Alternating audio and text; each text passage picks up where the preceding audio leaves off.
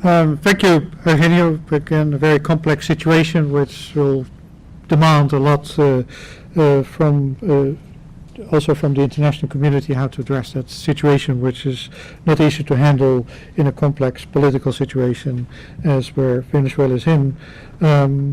So having said that, let's now move to global responses and global action that could be taken.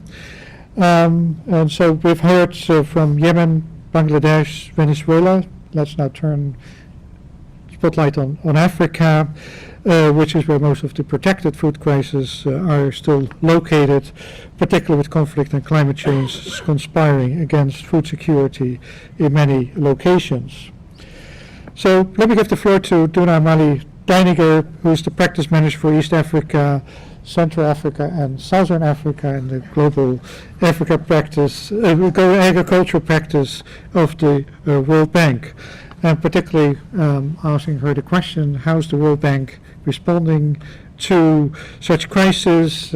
Last year when we did a similar event of this report with a presentation of the World Bank's new global concessional financing facility, how could that contribute to particularly bridge what Eugenio was also emphasizing, going from emergency relief to developmental support for prevention of food crisis. Dina, you have the floor.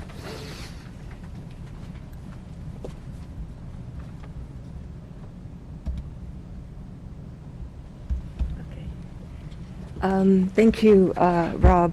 And as you had mentioned, I think Africa faces the biggest crisis. As already mentioned by Luca in the first presentation, more than half of the people who are facing acute hunger are located in Africa. But even beyond that, there are over 256 million people are also critically undernourished, and most of this are women and children. So I want to talk about two elements for which the World Bank is helping. One is on the emergency response, and the second is in terms of development assistance, because I think the development assistance is really critical to prevent these things from happening over and over and over again. So in terms of emergency assistance, we have two kinds of countries that are the members of the World Bank. There are the IDA countries. So the IDA countries are those countries that have a GNI of gross national income of less than 1,145. So for these countries, there are IDA operations where we have a contingency emergency response component. So these are parts of projects that immediately after there is a crisis, we can move money to help countries respond. And this is what is happening now in Mozambique, who suffered the devastation of Idai. So we're reallocating money from, for example, agriculture projects to help with the recovery and rehabilitation. The second window that we call is what we call the IDA crisis response windows.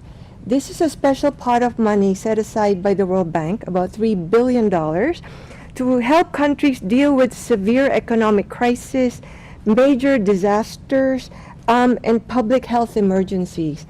So this is for example, triggered already in South Sudan, where we had an emergency food and nutrition security project working closely with WFP and FAO to bring immediate assistance to the people who are facing food insecurity and famine conditions, as well as some development investments in terms of providing seeds, fertilizer, advice, and other basic infrastructure to the country.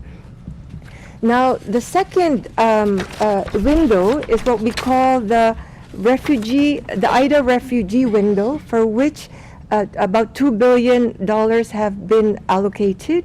This is really to support countries who have had to absorb a lot of the refugees or displaced people in their countries. One example is in Uganda, where Uganda is the third biggest country in the world, also housing displaced and refugees, to help them deal with the challenge of not only helping the refugee communities, but also the host communities in terms of supporting basic services like education, because the kids have to go to school, providing water, providing livelihood opportunities for the countries. Rob mentioned the Global Concessional Financing Facility. This is another refugee window, but it's only for what we call middle-income countries.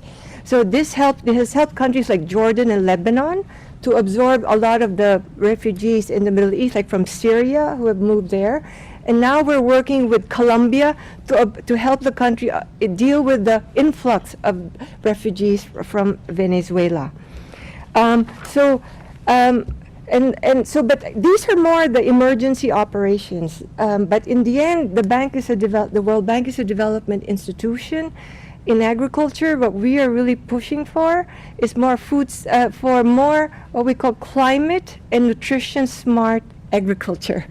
And this is really food security under climate resilience, but making it also nutrition sensitive. Because we feel that there are already many measures that the countries can take, whether it be research on drought-resistant varieties, biofortified foods, which Harvest Plus is working on to really disseminate that to address nutrition issues, water management, dealing with pest outbreaks like the fall armyworm that is devastating all of Africa and already a big cause of the food insecurity in many countries.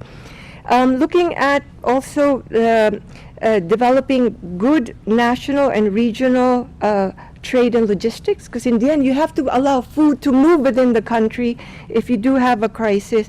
And finally, more on creating the enabling environment, good policies. If we don't have good food policies, you're not going to solve the food problem. Thank you.